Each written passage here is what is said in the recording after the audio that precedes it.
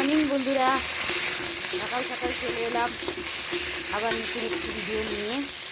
এখানে দেখতে পাচ্ছি আমি ফুলকপি আলু গরম তেলে ভেজে নিচ্ছি। আজকে একটু ফুলকপির তরকারিটা নতুনভাবে বানাবো। আজকে সকাল সকাল হোম ডেলিভারি খাবার দিব, কারণ আমি একটু পিকনিকে যাব, ফ্যামিলি পিকনিক, সবাই মিলে যাব। তাই সকাল সকালই আজকে হোম ডেলিভারি খাবারটা দিয়ে দিব। ফুলকপির তরকারি করব, লাল শাক করব, আর ভাত করব, আর একটা ভাজা। এখানে ভাতও বসিয়ে দিয়েছি। দেখো, ফুলকপির তরকারিটা একটু নতুন স্টাইলে বানাবো। ভিডিওর সঙ্গে থাকো, দেখতে থাকো কেমন করে আমি ফুলকপির তরকারিটা বানাচ্ছি।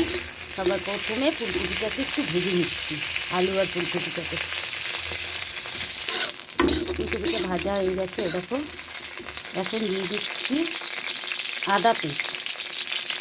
এই যে আদা পেস্ট,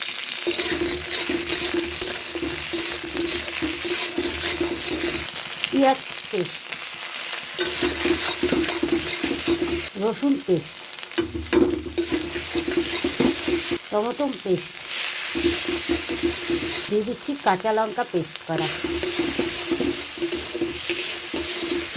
স্বাদ মতন লবণ।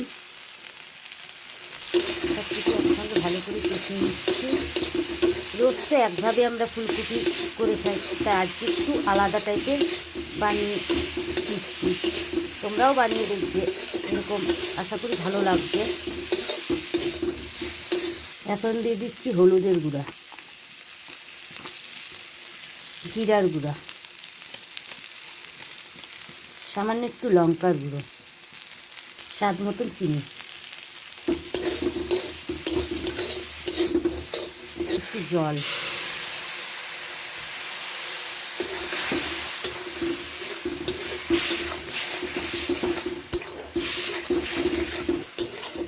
ভালো করে কষিয়ে নেব। এখানে ভাতে হয়ে গেছে।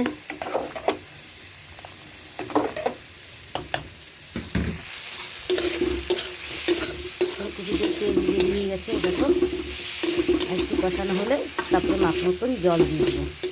এখন জল দিয়ে দিচ্ছি।